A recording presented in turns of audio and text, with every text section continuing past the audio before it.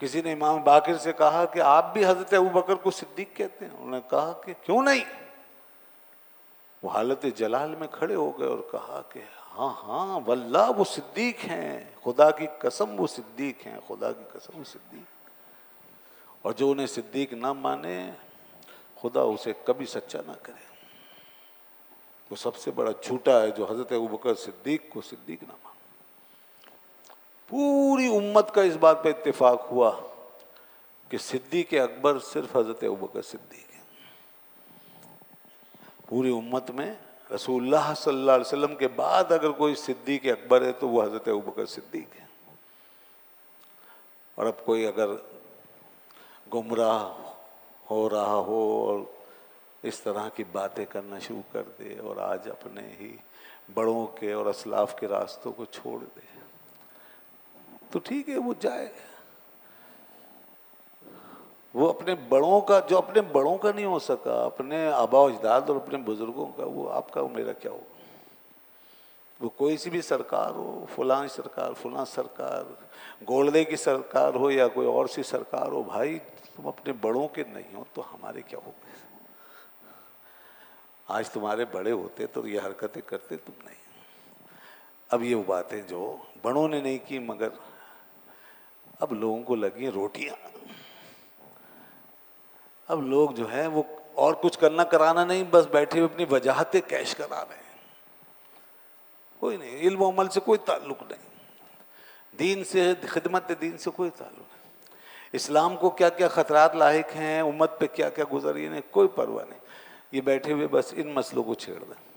جیسے کوئی کھیلتا ہے نا بچوں کی طرح، اس طرح اسلام سے کھیل رہے ہیں کہ جی وہ صدیق اکبر تو علی ہیں، فاروق اعظم بھی علی ہیں، سب کچھ علی ہیں.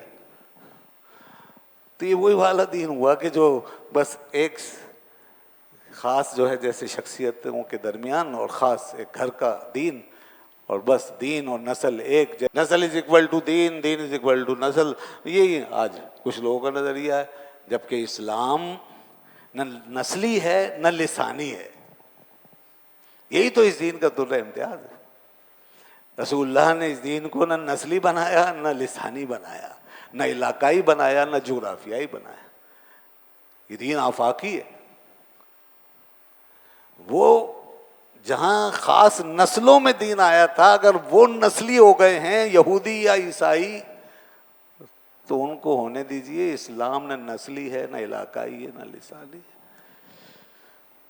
نہ کسی جیسے خانوادے میں جا کے بند ہو گیا، نہ کسی رنگ میں نہ کسی نسل میں. اسلام ان سب سے بالا ہے، سب اسلام میں داخل ہیں. اسلام کہیں جا کے بلاک نہیں ہوتا. اس لیے میں ایک بات کہتا ہوں ایسے تمام لوگوں کے لیے کہ دین جو ہے نا وہ خاندانی نہیں ہے، خاندان دینی ہے. رسول اللہ کا گھرانہ دینی ہے.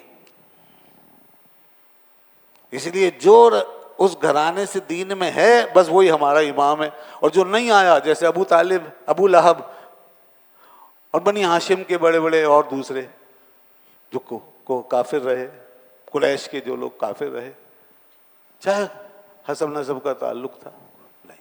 قرآن نے صاف کہہ دیا انہ عمل غیر صالح. نوح علیہ السلام سے کہا یہ تمہارا بیٹا نہیں ہے، تمہارے گھر میں پیدا ہوا ہے، تمہاری نسل سے ضرور ہے، مگر انہ عمل غیر صالح، اس کا عمل اور ہے، تمہارا عمل. تو دین جو ہوتا ہے وہ خاندانی نہیں ہوتا، خاندان دینی ہوتا ہے. تو لوگوں نے وہی کیا دین کو خاندانی بنانے کے لیے کہ سب چھوڑ، انکار کر دو. جو چیزیں طے شدہ ہیں ان کو بگاڑ رہے ہیں کہ بھئی یہ خاندان سے باہر کیوں. سوال یہ ہے اصل میں ان کے دماغوں میں جو گمراہی بیٹھ گئی ہے، جو اندر سے جو اصول بدل گیا ہے، معیار بدل گیا، وہ جو نظریاتی تبدیلی آئی ہے نا اس کا یہ اثر ہے کہ یہ چیز باہر کیوں ہے. لہٰذا اب دیکھیے آج تک امت میں اس بات میں کسی میں اختلاف نہیں. میں کتنی کتابیں بتاؤں، ہزاروں مل جائیں گی، سب نے یہی لکھا صدیق اکبر حضرت ابوبکر صدیق ہیں، فاروق اعظم حضرت عمر فاروق اعظم. اور پھر حضرت عثمان کی اپنی شان، مولا علی کی اپنی شان. بے شک ان کے جو فضائل و خصائل اور خصوصیات ہیں وہ ان کے ساتھ ہیں. وہ حیدر کرار ہیں، شیر خدا ہیں. تاجدار ولایت ہیں وہ. ان کے بعد چوتھے نمبر پہ جب وہ آ گئے تو ان کے بعد ان جیسا کوئی نہیں, پھر وہ ہیں. تو اب یہ سب چیزیں طے شدہ ہیں.